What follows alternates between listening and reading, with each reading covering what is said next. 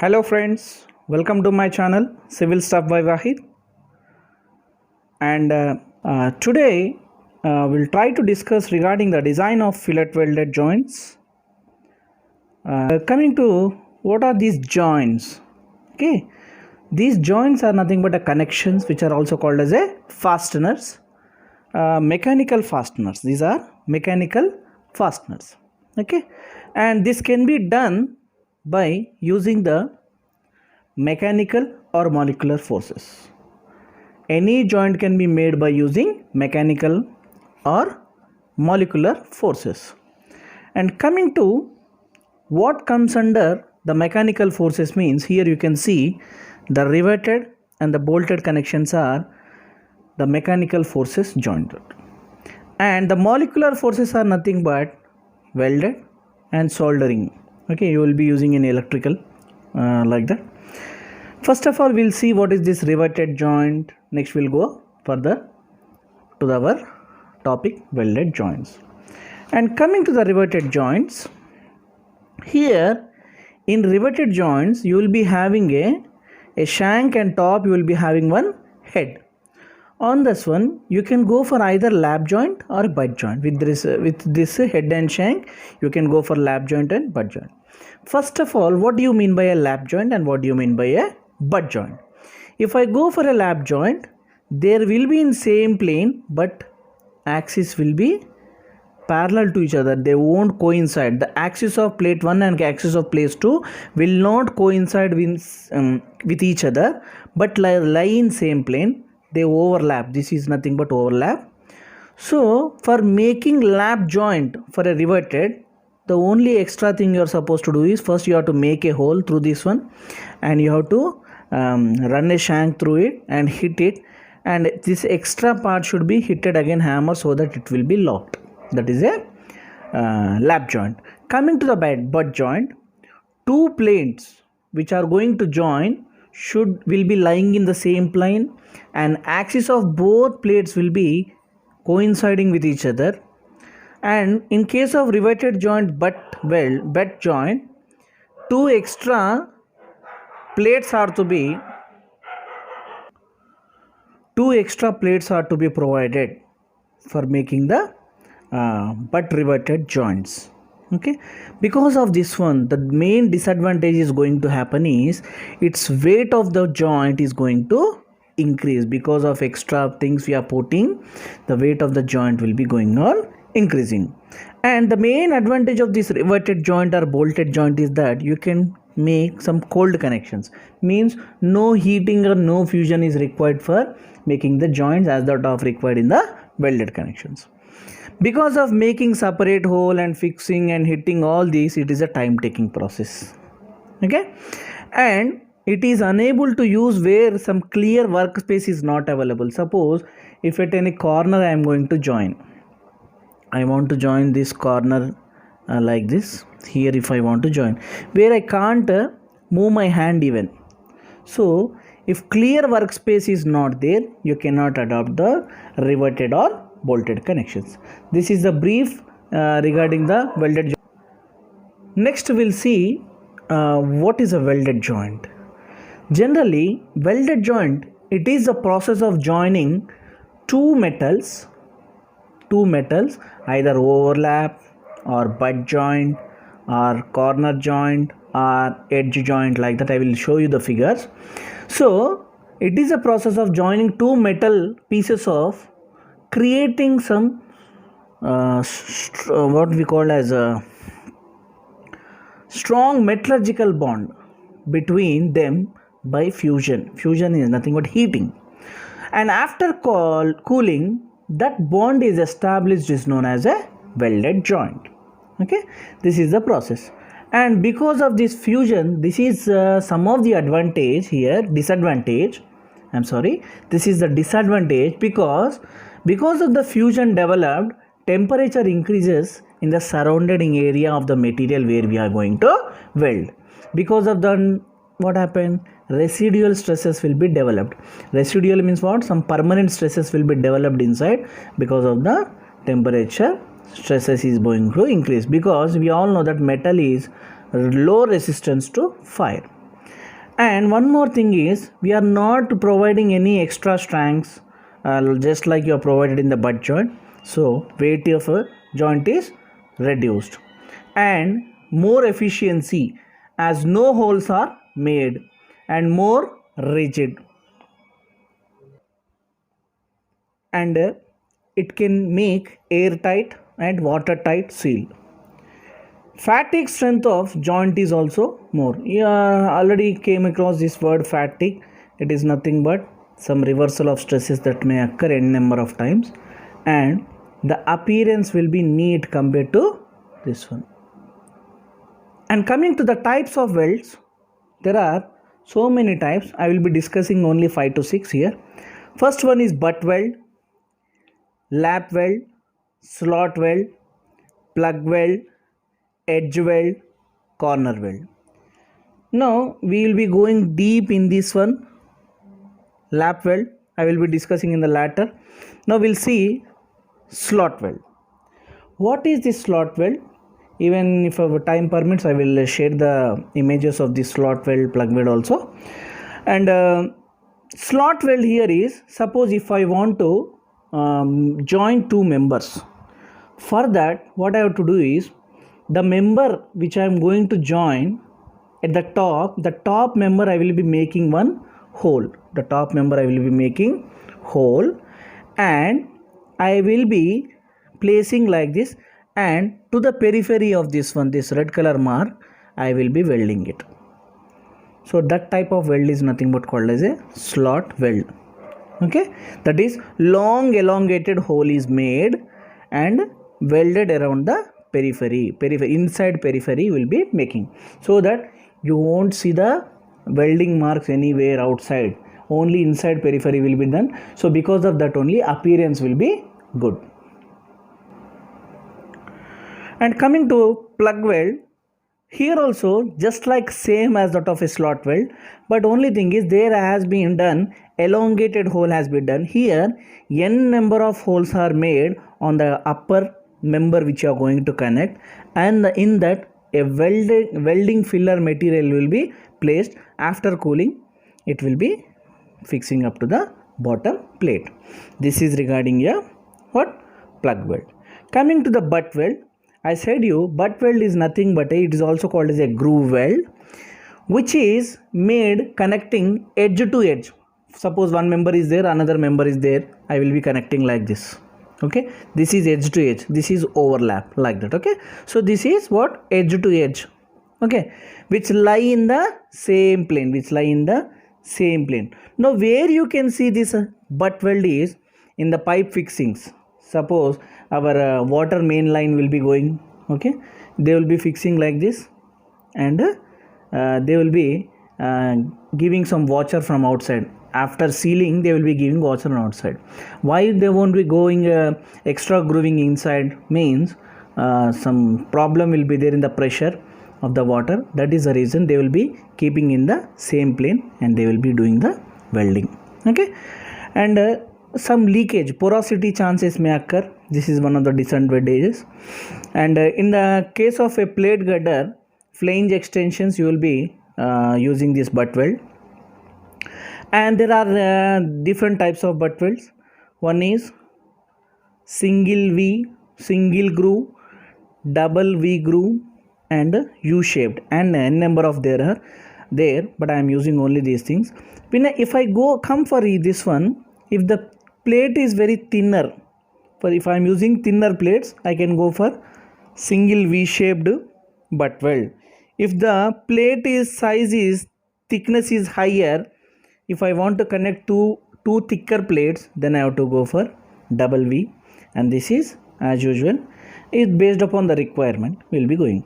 So how this process will be done means, you will be placing two members side by side, and you will be making the groove, and in that filler metal will be filled, and this extra portion what is there, we call it as a crown. After making welding, okay, after making welding, it will be grounded, grinded, so that a smooth surface will be formed. This is regarding the butt weld. Coming to the edge weld. Edge weld is nothing but placing two members side by side, and doing the weld adjacent. Suppose see my fingers here, I can weld here like this portion I can weld here. So this is nothing but called as a edge weld or adjacent joint, because we are placing two members adjacent to each other. Okay, when it is not possible to do some other methods, we will be going for this one. Next, corner weld. Okay, corner weld, see at the edges point you will be fixing like this, and the weld is made here. Sometimes the weld will be done here also, along with here you will be done here also, like that.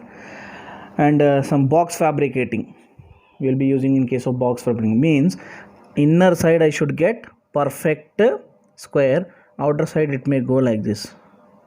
So in these situations I can place here the welding, and this is regarding the corner weld.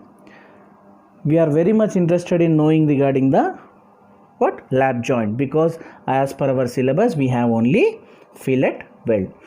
And what is this fillet weld? The joint made in overlap or right angle to each other. Overlap means one over the other, right angle means like this. This is also called as a lap joint, and this is also called as a lap joint. Okay, same plane but different axis, different plane, different axis. Okay, and in this they have been three types. First of all, we'll learn this is a single transverse, double transverse, and parallel. Now what is this transverse? Suppose if the axis of the weld is perpendicular to the force axis, if the axis of the weld axis is like this and force axis is like this, if the axis of the weld and the force of the axis are perpendicular to each other, then it is called as a transverse. It is called as what? Transverse. And if the weld is done only one side, then it is called as a single transverse. If it is done two ways, it is called as a double transverse. And similar way, if weld axis is parallel to the force axis, then we call it as a parallel fillet weld. We call this as what? Parallel fillet weld.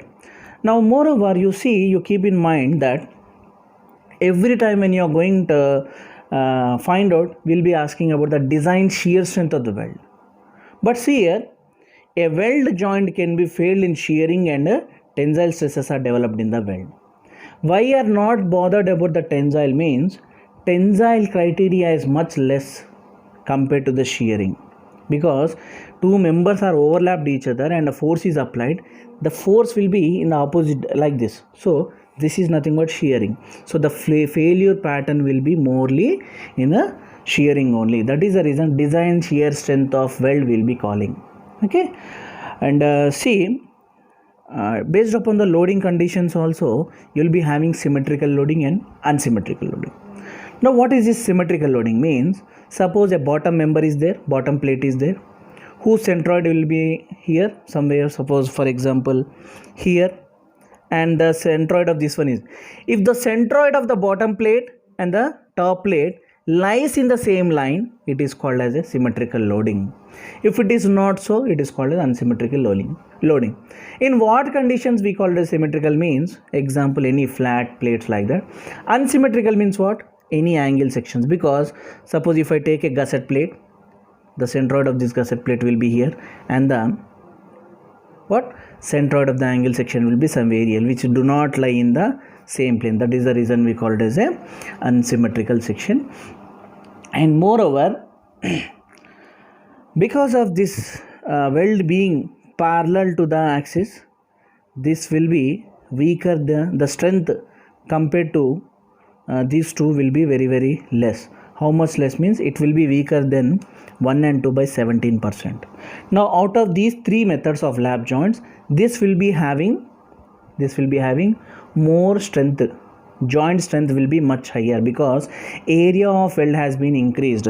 So generally if area has been increased, if you know, see stress equals to load by area. Okay, suppose if this is F, our aim is to reduce the stress. Okay, if in the bottom, if I am increasing the load by 2, suppose here what is tau? F by A. Okay, only one side gravity, I am writing it as A, and if it is two sides means I am writing bottom 2. So total divided by area is doubled, means what? The shear stress is going to reduced. Okay, so based upon that one, if the area increases, stress increases, right? Thank you. And coming to the specifications for welded joints, especially fillet welded joints. Okay, they will be having 7. We'll see one over the other, that is size of the fillet weld. Under that you will be having 2 categories. What is the minimum, maximum? This is very important as ESET point of view. And next, effective throat thickness, end returns, minimum overlap length, effective length, intermittent welds, and design strength of fillet welds. And in generally, suppose a nominal size of the weld generally should not be less than minimum weld leg size. So this is a weld leg size, so that should be the minimum in general conditions. And suppose for deep penetrations, any deep penetrations means larger larger thickness members are there, for that the size of the fillet should be minimum size leg plus 2.4 mm. Okay, and we'll see now minimum size of the fillet weld as per IS 800 2007, table number 21, page number 77. Okay, please do watch your IS 800 2007, even though if I am giving here the values, because I may be sometimes get wrong. Okay, and based upon the tabular column, okay, they have giving the minimum size. Keep in mind the minimum sizes. This is the minimum size. Okay, and this is the thickness of thicker part or plate, right? And suppose if a plate is having 10 mm, less than or equals to 10 mm size plate or flat, the minimum size is 3 mm. Okay, and 10 to 20 mm 5, 20 to 32 6, and 32 to 50 8. Suppose for example, if a size of the weld has been come across greater than the thinner plate thickness, if you are joining two members, okay, whose members, one is for example, if I take, see, I am going to join two members, this is thinner and this is thicker. If the size of the weld is greater than this one, if you are going to join here in this part, then in those situations the minimum thickness of weld should be equal to the thickness of the member. Ante enti, suppose if this is the say T is a TMM, let I say 12 mm, okay, and your size of the weld is also you got as S as greater than 13. So what is the size of the minimum size of the weld you are supposed to keep is 12 mm. For example, I am saying, I am not clear about that one, but here you can take like that. Okay, next, maximum size of weld. This is as per page number 77 to 78. Suppose if I am two members, flat members, I am going to connect one flat member connecting to other weld. Connect means flat members means like this. This is square edge, right? If I am going to connect a square edge, the maximum size of the weld of a thickness is equal to thickness of thinner plate minus 1.5 mm. Okay, for example, if it is 16 mm, if it is 12 mm. Now what is the maximum means what? 10.5 is the maximum. And what is the minimum? What is the minimum? 5 mm. How? From table number 12 of IS 800 2007. Okay, 2007, page number 77, you will be coming across. keep in mind those values 3, 5, 6, 8 like that you'll be having. Next, for rounded edge, where you can see this rounded edge means if a gusset plate is there, to this gusset plate I am going to connect a what? Angle section. This angle section, toe, rounded toe will be there, right? In those situations, the maximum size of the weld should not be greater than 3/4 thickness of the section at toe. Means generally, suppose 90 by 60 by 8 mm. Okay, so 3/4 into 8, 4 ones are 4 twos are, okay. So 6 mm is the maximum size of the weld for a rounded edge you are supposed to keep. This is regarding the what? Maximum size of weld. And coming to the effective throat thickness. Now what is this throat thickness means? If I am welding here, this part is nothing but throat thickness. If I draw here, it will be clear. Okay. Now here, if I consider this length, this will be minimum. I'm sorry. This part is nothing but called as a throat thickness. No, not this part. Up to here only. Up to here I should consider, that is called as what? Throat thickness. Okay. That throat thickness T, I can say the perpendicular distance from the root to the line joining two toes of a weld. This is one toe, this is one toe. Line joining two toes, from there to perpendicular distance to the root of the weld is nothing but called a throat thickness. The effective throat thickness is denoted by T, which is equals to K into S, where S you all know it is a size of the weld and K is nothing but a constant. It depends upon the angle of weld you have done. This is you can go for 90 degrees, you can go for like this. Some angle will be changing. Based upon that one, you will be having values. If time permits, you remember these values. If not, in general, for a theta equals to 90 degrees of values, you will be taking K as 0.7. Okay. And that is sin 45.714, like that you will be getting. So here K value is 0.7 for 60 to 90 degrees. So it is changing how much? Of 0.55, 0.055 up to here. You may remember these values also. And coming to end returns. What do you mean by end returns? See, suppose if I am going for a, what is this type of weld? Parallel fillet. Parallel fillet weld means parallel to the force of axis of the force. So you should not end at this corner, you should continuously return continuously at the corner. Now these are nothing but called as a end returns. These end returns should not be less than 2 times of S. Should not be less than 2 times of S. Means minimum extension should be how much? 2 times the size of the weld. Suppose the size of the weld you have gone is some 6 mm, means here up to 12 mm. 2 into 6 is 12 mm you are supposed to go. Next, a minimum overlap length. Okay, so I am placing one member over the other member. This is overlap, and this distance is nothing but a overlap distance. Okay, now you may having, suppose this is a 16 mm plate, this is a 12 mm plate. Now T is what? Thickness of thinner plate. Overlap length should not be less than 4 times of T or 40 mm, whichever is more. 4 times of what? T. T is nothing but thickness of thinner plate. So what? 4 into 12 are 48 or 40 mm, means 48. This overlap should not be less than 48. It should be more than 48. Like that you have to calculate the minimum overlap. So these specifications are very much important. One question definitely from your what?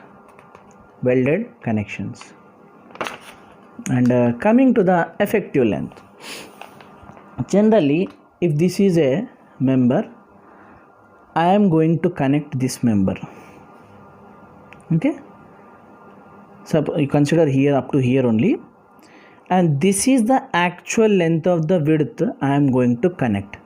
Actual length. But this should not be done up to here. Even though if you are doing welding up to here, you have to consider the effective length only, because at the corners we are not able to do the welding perfect, which is not to taken in the consideration.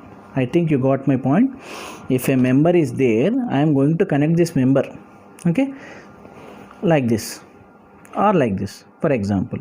So even though the width of this member say 250 mm, okay, 250 mm member, I should not take this as 250. I should take L minus 2 times of S. Why? That is the effective length, because at the corners I may not be perfectly doing the thing. For that reasons, you are supposed to take the effective length as actual length minus 2 times of S, and this value what you are getting here should be always greater than or equals to 4 times of S or 40 mm, whichever is higher.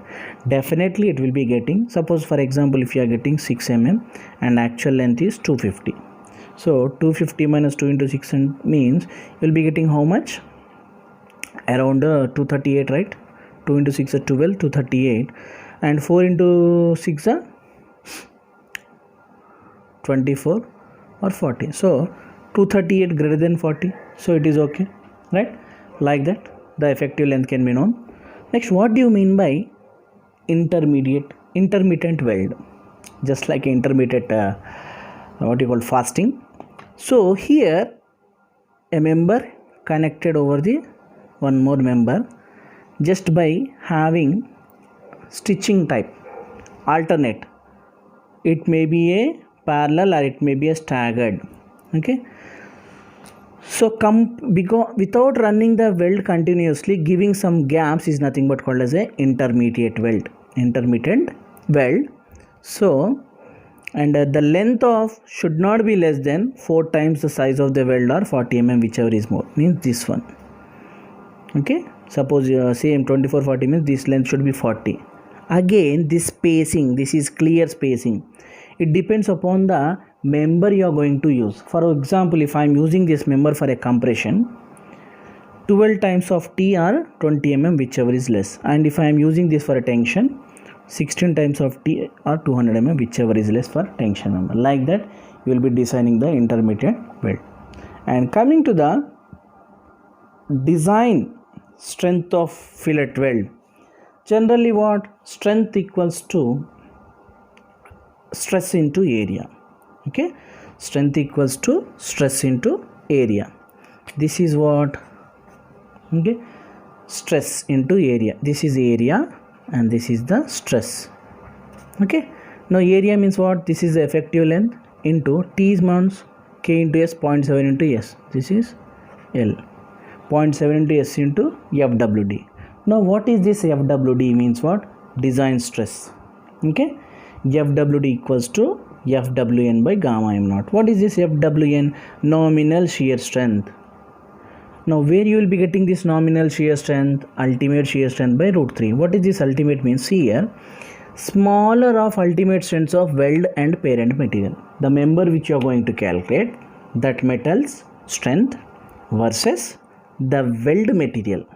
Weld metal means the member which you are going to connect, that strength, and the material which you are going to use, that strength.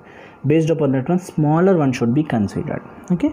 That is Fu by root 3. You will be getting nominal shear strength divided by some factor of safety. That is, if I am doing this welding in the shop itself, I will be taking 1.25, and if I am doing this in the site, it is 1.5, okay. So based upon that one, FWD equals to FWN by gamma m naught. So I will be getting what? Design stress.